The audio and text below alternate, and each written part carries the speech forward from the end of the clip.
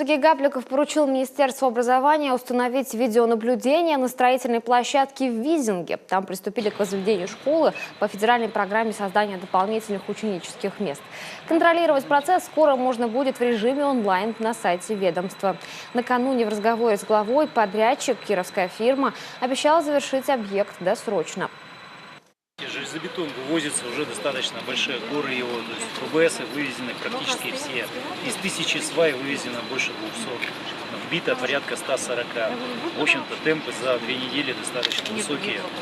Ну, дай бог не остановиться и привести в норму документооборот, который необходим. Эта школа на 501 место рассчитана. В ней будут учиться ученики старших классов с 5 по 11 класс. Планируется перевод тех детей, которые сегодня учатся во вторую смену в эту школу, а также детей, которые учатся сегодня в ветхом здании в одном из корпусов школы, действующей в селе Визинга.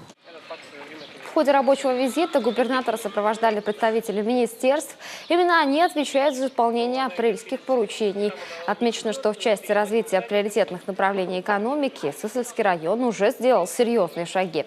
За 2 года лесокомбинат «Промтехинвест» стал 3-м крупным предприятием муниципалитета.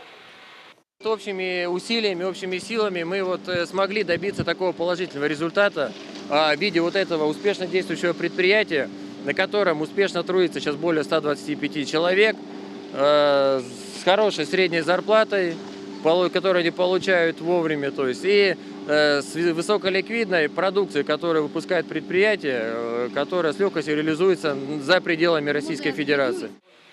Постоянный лидер своей отрасли, сельхозпредприятие «Межадорское», встретил главу тоже с хорошими показателями. Здесь самая высокая производительность труда, лучший удой и качество молока.